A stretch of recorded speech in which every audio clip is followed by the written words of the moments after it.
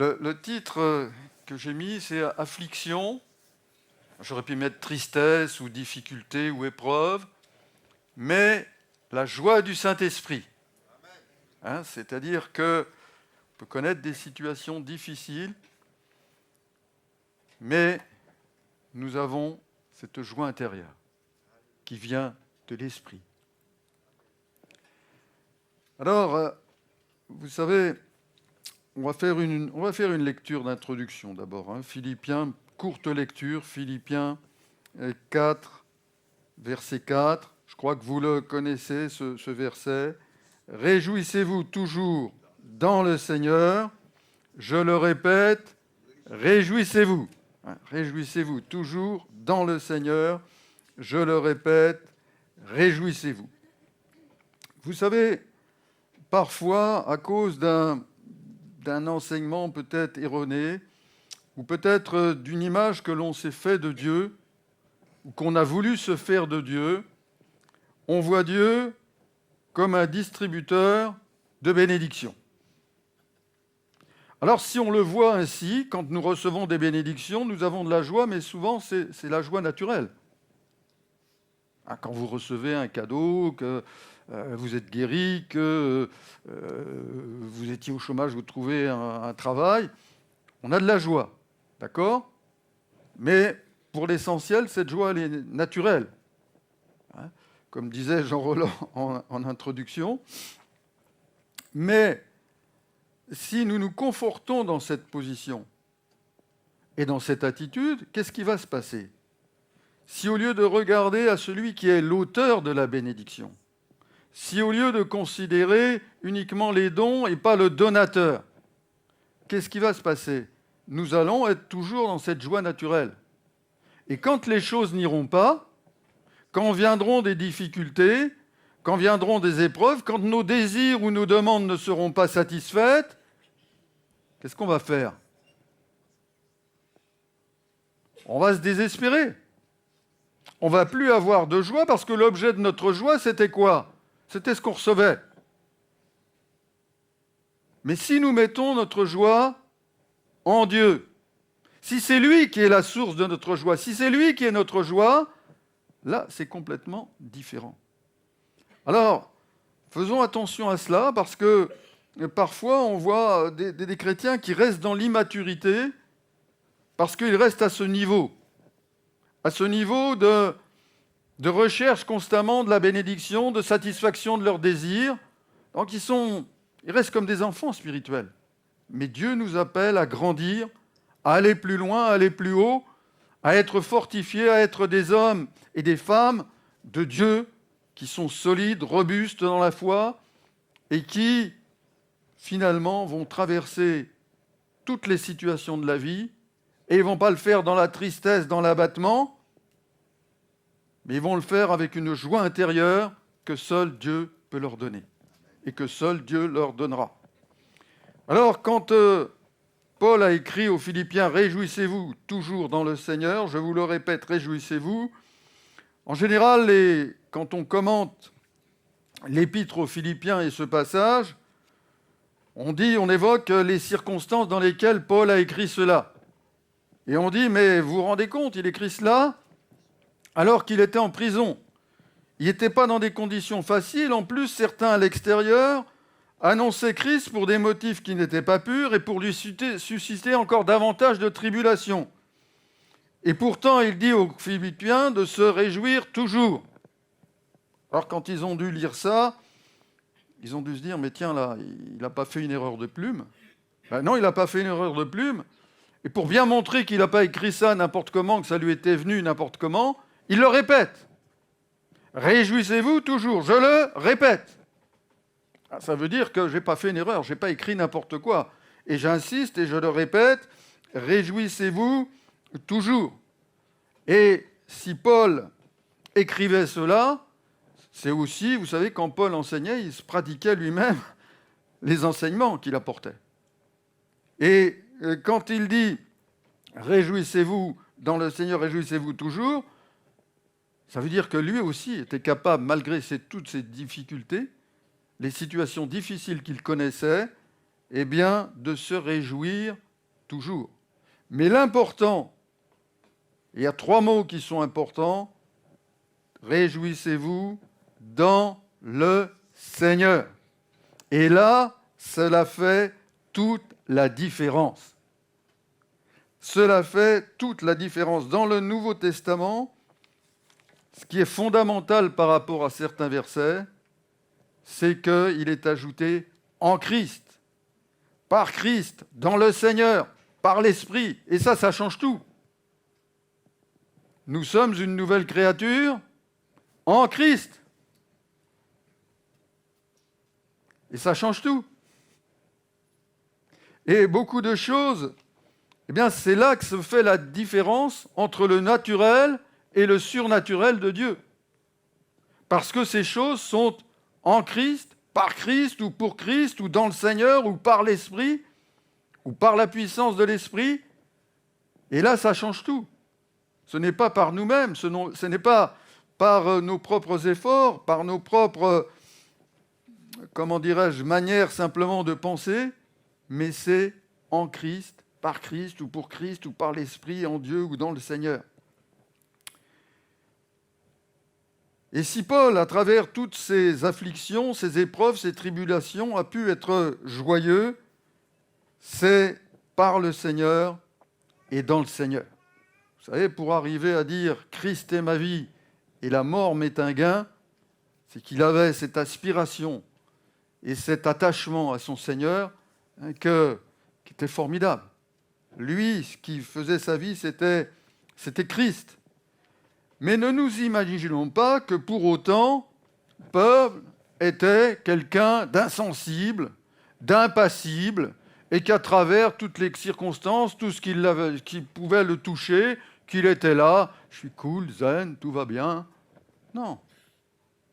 Paul ressentait comme nous des émotions, des souffrances.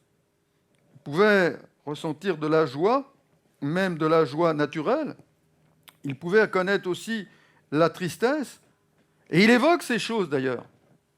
Quand vous lisez les Épîtres, et c'est lui qui parle de lui-même.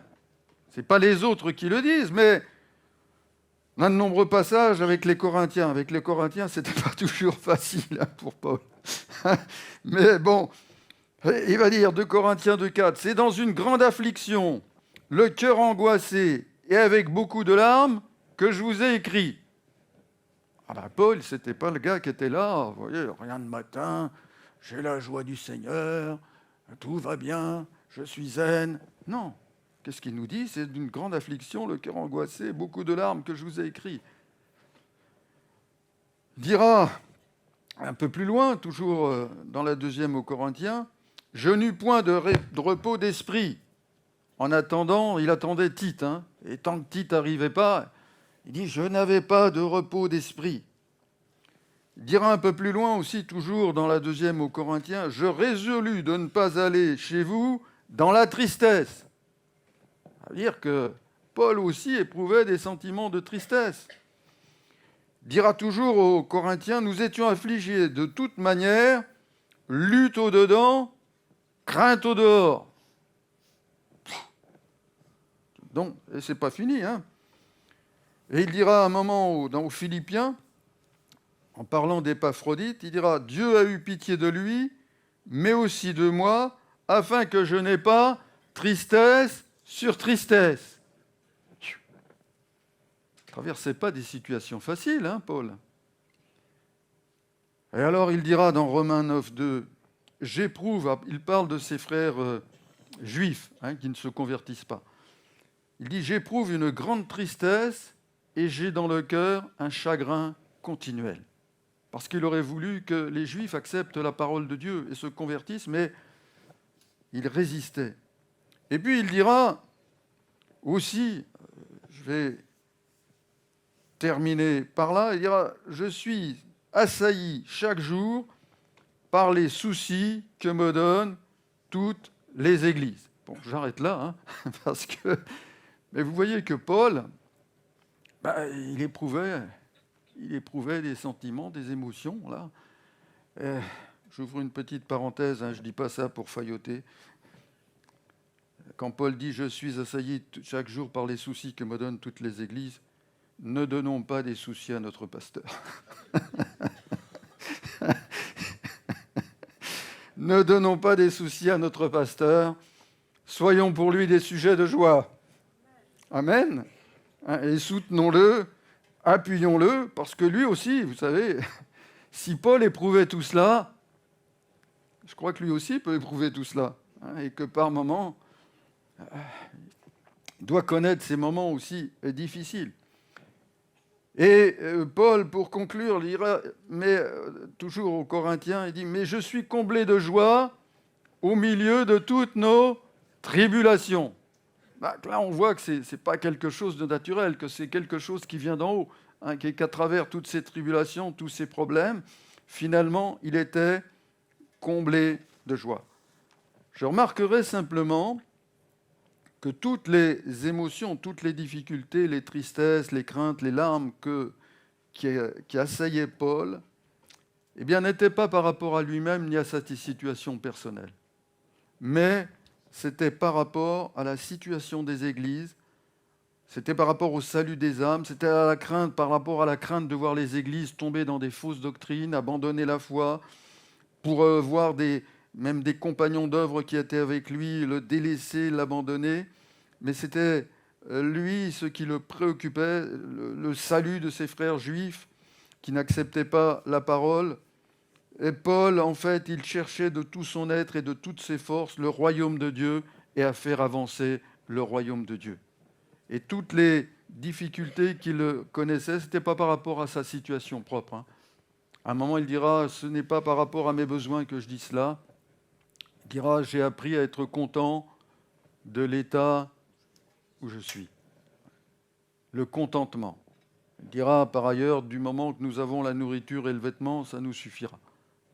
Mais il avait appris, et notez bien, il avait appris à être content de l'état où il se trouvait. Ce n'est pas quelque chose qui lui avait été donné. Paul, dans ses épîtres, dira parfois « j'ai reçu ». Quand il a reçu de Dieu. Mais il dira à d'autres moments « j'ai appris ». Et il y a des choses que nous recevons et d'autres que nous devons apprendre. Apprendre à pratiquer, apprendre dans la discipline du chrétien. Et il va nous falloir apprendre. J'ai appris. J'ai appris. Et combien nous devons être attentifs à l'enseignement du Seigneur, à mettre en pratique pour pouvoir apprendre tout un tas de choses que le Seigneur veut que ces choses se réalisent dans notre vie. L'apôtre Paul nous le dit dans Romains 14, 17, « Le royaume de Dieu, ce n'est pas le manger et le boire, mais la justice, la paix et la joie. » Et c'est là que, comme je disais, il y a ces mots importants, par le Saint-Esprit. Amen. La joie de Paul, donc, ne venait pas des circonstances et ne se limitait pas à ses émotions. Vous savez, qu'est-ce que c'est qu'une émotion ? Qu'est-ce que c'est qu'une émotion ? Une émotion, eh bien, c'est le résultat d'une interaction, c'est-à-dire de quelque chose qui se passe dans notre environnement ou dans l'extérieur et qui va impacter notre être interne, notre intérieur. Et ça va impliquer des phénomènes neurologiques, des sensations physiques, psychologiques. Et ces émotions peuvent même se chevaucher en même temps. On peut avoir un moment de surprise et puis après un moment de joie ou au contraire de peur ou de tristesse. Alors les émotions, c'est spontané. Elles sont de différentes durées, elles sont automatiques et elles sont universelles. Et souvent, l'important, eh bien, c'est notre réaction par rapport aux émotions. Et elles peuvent nous conduire à agir, à réagir elles peuvent communiquer avec les autres, être communicatives. Vous savez, quand quelqu'un a peur,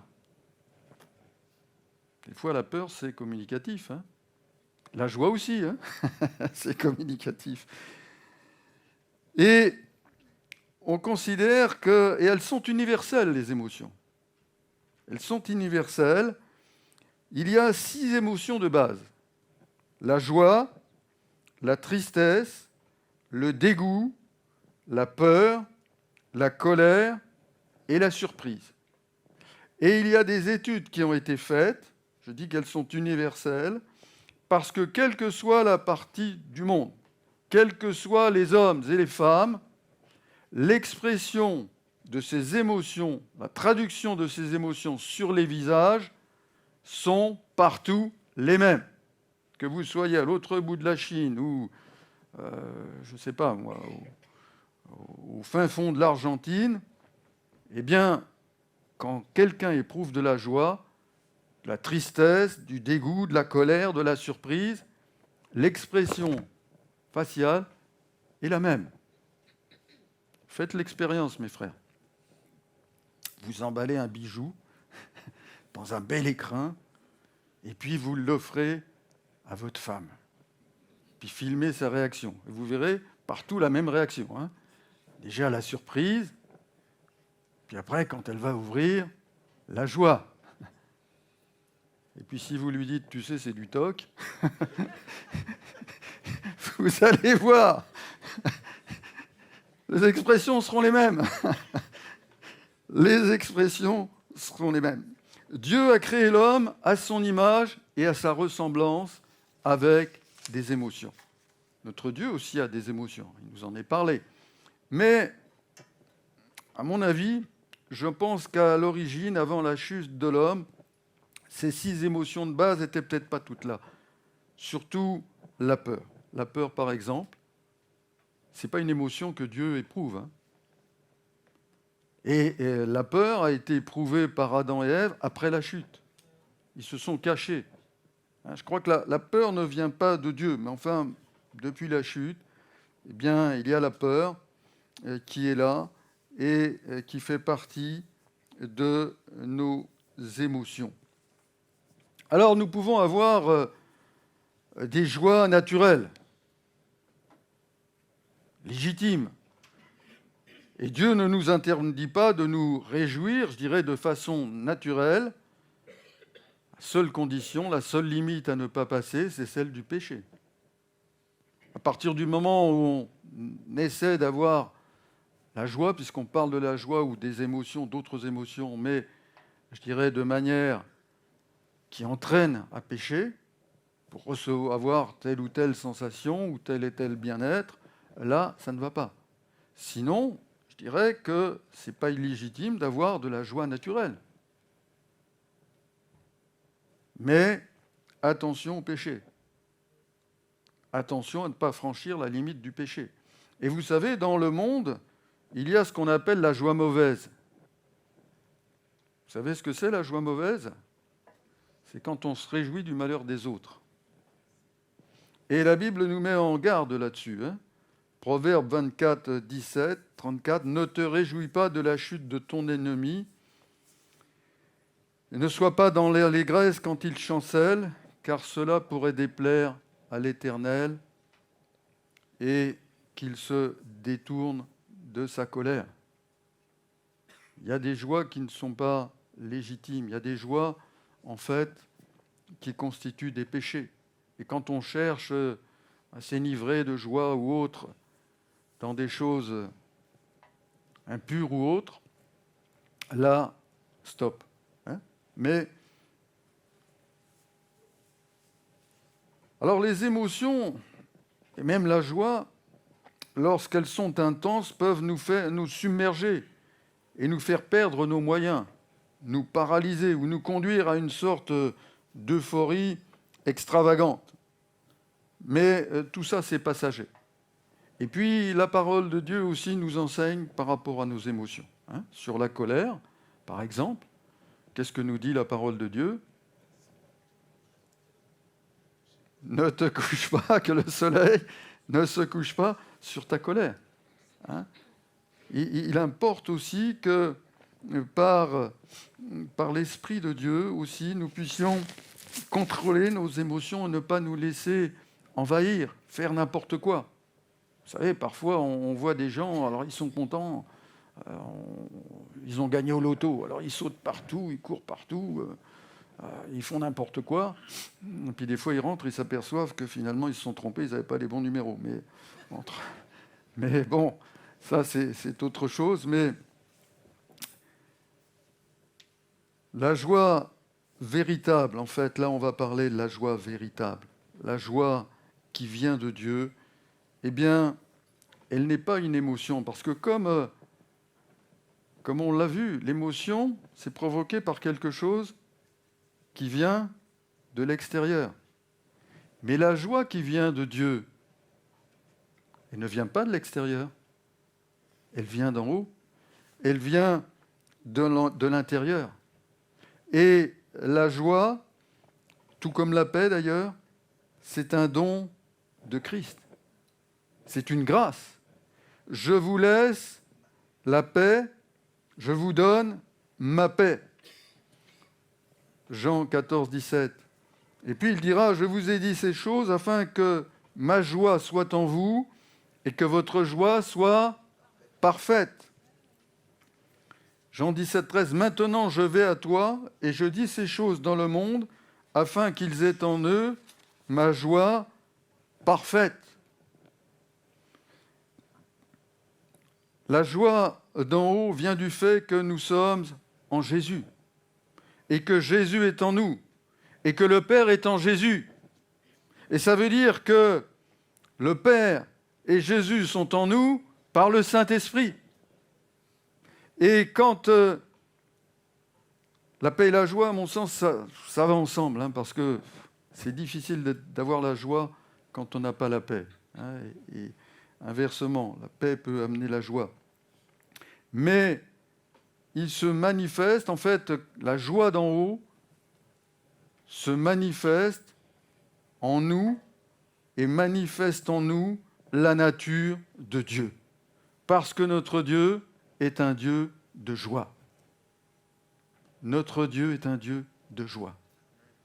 Et la joie qui peut se manifester en nous et qui vient d'en haut, c'est la manifestation de la nature de Dieu en nous. Et vous savez, le fruit de l'esprit, un des aspects du fruit de l'esprit, c'est la joie. Et le fruit de l'esprit, sous ses différents aspects, ça représente quoi? La nature de Christ, les vertus de Christ. Donc, tout ça vient d'en haut, vient de l'intérieur. Ce n'est pas une émotion qui vient de l'extérieur. Et puis, vous savez, il nous appartient, je disais, c'est une grâce, la joie. C'est un don du Seigneur. Mais il nous faut la faire fructifier. Qu'est-ce que nous dit le Seigneur? Je vous ai établi pour que vous portiez du fruit. Et dans ce fruit de l'esprit en particulier, il y a la joie, il y a la paix. Et le fruit n'est pas une fin en soi. À quoi ça sert un fruit? À être consommé et puis éventuellement à produire des semences. Et quand nous produisons du fruit, si nous manifestons la joie de Dieu, eh bien cela sera bénéfique pour notre entourage. Et cela sera un témoignage pour notre entourage. Cela manifestera la vie de Dieu dans nos vies. Et cela aussi sert de semence. Parce que quand quelqu'un va voir effectivement que nous avons quelque chose qu'il n'a pas, quelque chose qui est surnaturel, quelque chose qui est incompréhensible, ça va acheter une semence dans son cœur. Ça va le perturber. Il va se dire, mais qu'est-ce qu'il a celui-là? C'est quand même bizarre. Pourquoi moi j'ai pas ça? Il a quand même quelque chose de différent. Donc la joie de Dieu va nous permettre aussi de réagir de manière extraordinaire face aux circonstances et réagir de manière inattendue. Vous savez, il y a des paroles qui sont surprenantes dans l'Écriture, et on se dit, mais là, c'est pas possible à vue humaine. Acte 5, 41. qu'est-ce qu'il nous est dit? Les apôtres ont été battus de verge, et ils se retirèrent comment? Accablés, effondrés, tristes. Ils se retirèrent joyeux d'avoir été jugés dignes de subir les outrages pour le nom de Jésus. Vous croyez que sur le plan humain, quand vous êtes battu de verge, quand vous êtes outragé, vous croyez que vous arrivez à en faire un sujet de joie par vous-même? Quand on demande ce matin qui est dans la joie, qui est dans la joie d'avoir été outragé pour le nom de Jésus, ou par cette semaine il a été insulté ou maltraité ou méprisé parce qu'il était chrétien. On voit là les choses surnaturelles. 1 Pierre 4, 14 nous dira « Si vous êtes outragés pour le nom de Christ, vous êtes heureux parce que l'Esprit de gloire, l'Esprit de Dieu repose sur vous. » L'Esprit de gloire.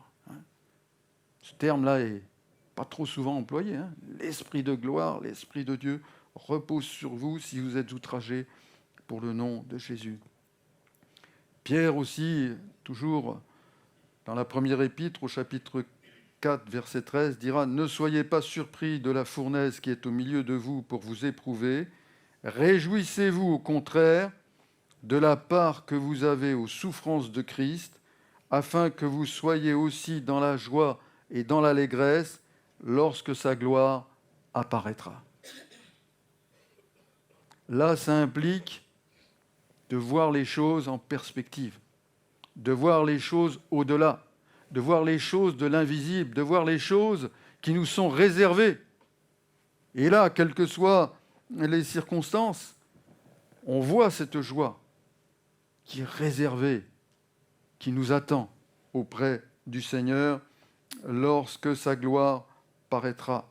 Matthieu 5,11 nous dit « Heureux serez-vous lorsqu'on vous outragera, qu'on vous persécutera et qu'on dira faussement de vous toutes sortes de mal à cause de moi.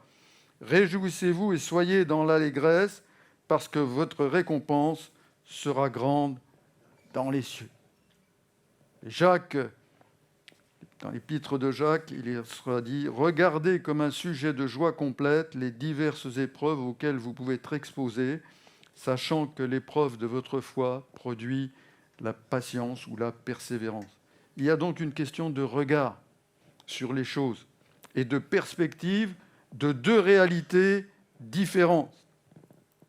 Et ce qu'il faut bien comprendre, c'est que la joie chrétienne et la joie qui vient d'en haut ne signifie pas que nous ne sentirons pas de douleur, que nous n'aurons pas de larmes. Il viendra un moment où il n'y aura plus de larmes. Dans l'Apocalypse 21,4, il est dit « Il essuiera toute larme de leurs yeux, et la mort ne sera plus. Il n'y aura plus ni deuil ni douleur, car les premières choses ont disparu. » La mort, le deuil, la séparation sont liés à la douleur et aux larmes. Et nous n'avons pas, si vous voulez, à faire semblant, sous prétexte qu'on est super spirituel, d'être heureux dans toutes les circonstances, quoi qu'il arrive. Il y a des situations qui nous amènent à pleurer.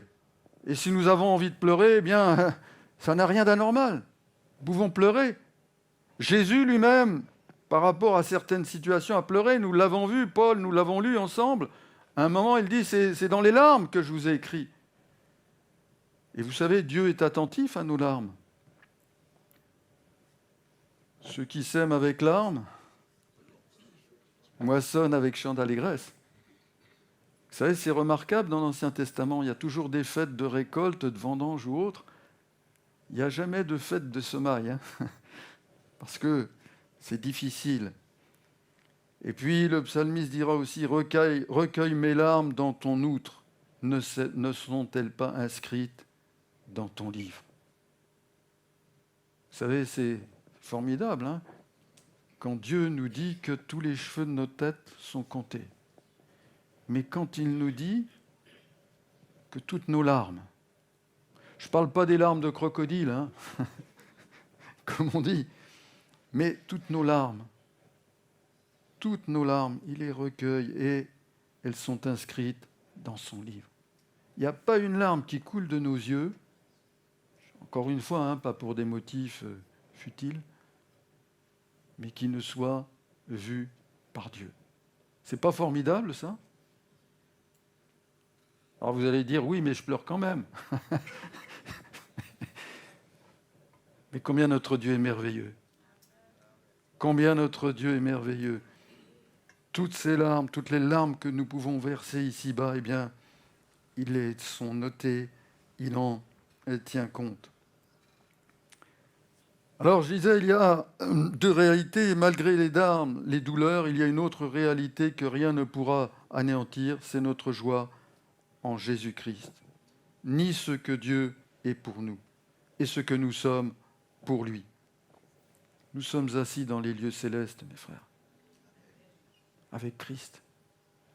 Nous sommes assis dans les lieux célestes avec Christ. Nous sommes rachetés. Nous sommes sauvés.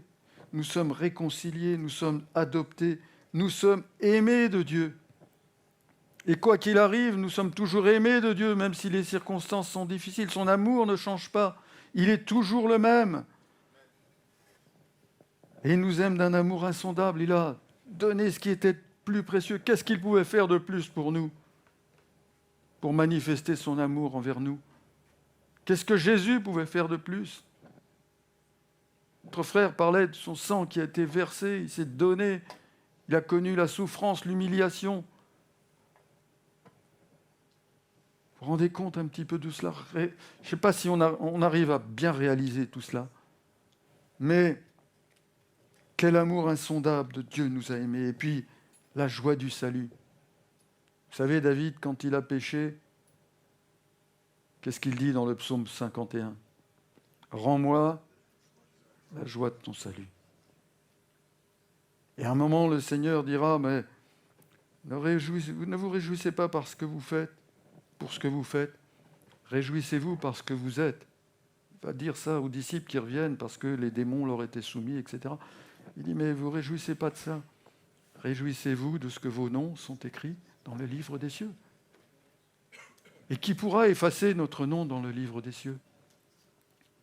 Gardons toujours ces choses, gardons toutes ces choses en perspective. Réjouissez-vous en espérance. L'espérance, qu'est-ce que c'est? Eh bien, par la foi, c'est quelque chose d'acquis. Et nous attendons que ça se réalise. Nous sommes sauvés en espérance. Mais c'est une certitude que nous sommes sauvés.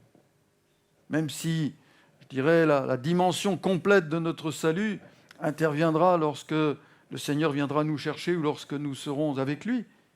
Mais c'est acquis, nous sommes sauvés. Et notre espérance, c'est Christ. C'est une espérance vivante. Christ en vous, l'espérance de la gloire. Et Jésus-Christ est notre espérance vivante. Alors, rappelons-nous aussi que si nous demeurons en Christ, attachés à lui, rien ne pourra nous séparer de lui. Alors, dans cette joie extraordinaire, dans cette chose qui viennent de Dieu, qui sont divines, eh bien, quelle est notre part? Bien, notre part, vous savez, c'est toujours à peu près, on retombe toujours sur les mêmes domaines. Rester attaché à Dieu, en communion avec lui, rester dans l'obéissance, la joie de l'obéissance. Vous savez que Job, il n'y a pas pire situation que celle que Job a connue. Et pourtant, Job a eu un motif de joie à travers toutes ses souffrances. Et cette joie, c'était la joie de l'obéissance. Job 6,10, « Il me restera au moins une consolation, une joie dans les maux qui m'accablent. Jamais je n'ai transgressé les ordres du Saint. » L'obéissance. La joie de l'obéissance. Vous savez, quand on désobéit, en général, on n'est pas joyeux. On n'est pas joyeux. Restez dans l'obéissance, dans la louange, dans la prière, parce que là, on s'élève vers Dieu, on célèbre Dieu, et il y a de la joie à louer le Seigneur. Marcher selon l'Esprit aussi, c'est une source de joie. Je vous ai dit aussi, n'attristez pas le Saint-Esprit, parce que si on attriste le Saint-Esprit, comment pourra-t-on recevoir la joie du Saint-Esprit. Marcher selon l'Esprit, partager la communion fraternelle, servir Dieu de tout son cœur. C'est aussi la procurer la joie du Seigneur. Parce que qu'est-ce qu'il est dit ? Bon et fidèle serviteur, entre dans la joie de ton maître. Et quand on sert Dieu de tout son cœur, bien, on sait qu'on procure de la joie au Seigneur.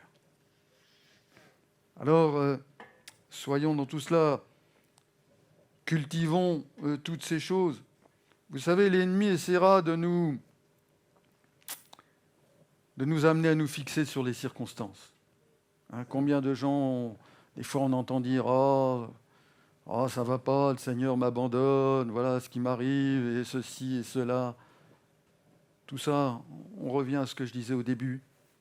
Parce qu'on s'est attaché simplement aux bénédictions, on s'est attaché simplement aux circonstances favorables. Mais l'ennemi essaiera de nous enlever cette joie ou d'y faire obstacle. Pourquoi ? Parce que l'Écriture nous dit que la joie de l'Éternel sera votre force. Néhémie 8, 10. Et si nous n'avons plus la joie d'en haut, nous manquerons de force. Ça enlèvera notre force. Ça nous enlève des capacités. Et il essaiera aussi de nous couper de la communion fraternelle. Parce que quand nous sommes ensemble, nous sommes joyeux de nous voir les uns les autres. Moi, j'étais joyeux de voir François, là, je dis, il a réchappé au cyclone. Je lui ai dit en plaisantant, là, quand je l'ai vu, je dis alors, quand tu vas à un endroit, tu déclenches un cyclone.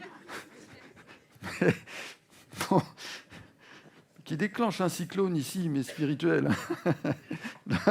Nous, on serait heureux, on se réjouirait.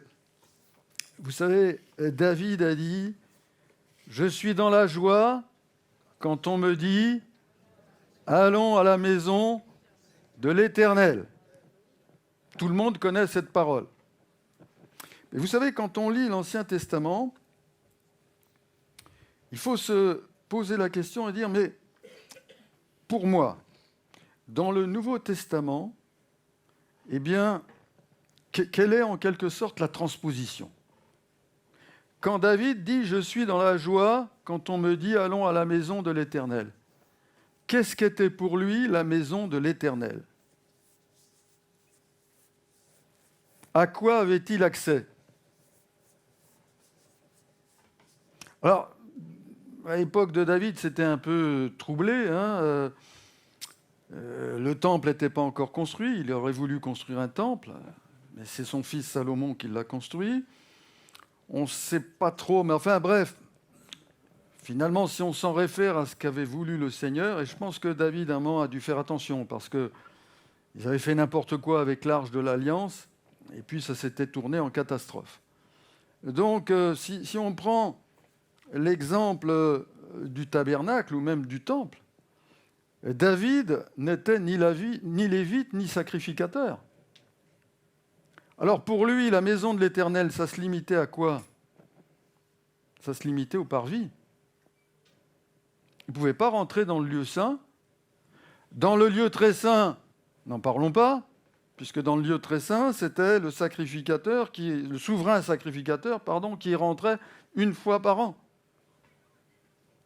Mais pour nous, déjà la maison de Dieu, c'est qui ? C'est nous. Et puis, nous sommes un royaume de sacrificateurs. Ça veut dire que nous avons accès au lieu très saint. Parce que quand Christ est mort sur la croix, qu'est-ce qui s'est passé ? Le voile s'est déchiré. Et nous avons accès au lieu très saint. Et là se trouvait la présence de Dieu. Nous avons accès à la présence de Dieu. Alors si David pouvait avoir de la joie en allant simplement sur le parvis, où des sacrifices étaient offerts, où ils pouvaient entendre la lecture de la loi ou des chants. Mais alors nous, quelle devrait être notre joie parce que nous avons accès au lieu très saint, nous avons accès à la présence de Dieu. Alors mon frère, ma sœur, trop souvent tu restes sur le parvis. Tu restes sur le parvis. Et sur le parvis, tu es soumis aux influences extérieures. Alors quand il fait beau, tu es content. Quand il fait froid, tu es moins content. Quand il pleut, tu es encore moins content. Ne reste pas sur le parvis. Avance. Avance et tu peux aller au lieu saint. Au lieu saint, là, il y avait les pains. Jésus, pain de vie. Il y avait le chandelier, la lumière. Jésus, les lumières du monde. Il y avait l'autel des parfums qui nous parle des prières. Mais va encore plus loin. Et le lieu très saint où était la présence de Dieu, il n'y avait pas de lumière. Parce que ce qui éclairait ce lieu, c'était la présence de Dieu. Alors mon frère, trop souvent, ma sœur, on reste sur le parvis. Et là, notre joie est soumise aux influences extérieures. Mais allons, avançons, puisque le libre accès nous est ouvert par le sacrifice de Christ, accédons et tenons-nous dans la présence de Dieu, ensemble, où individuellement nous avons accès à cette présence de Dieu. Et là, eh bien, quand on regarde le Seigneur, quand on tourne les regards vers lui en sa présence, nous sommes remplis de joie, de cette joie d'en haut que le monde ne pourra pas nous enlever et que le monde ne peut pas nous donner. Béni soit le Seigneur. Amen.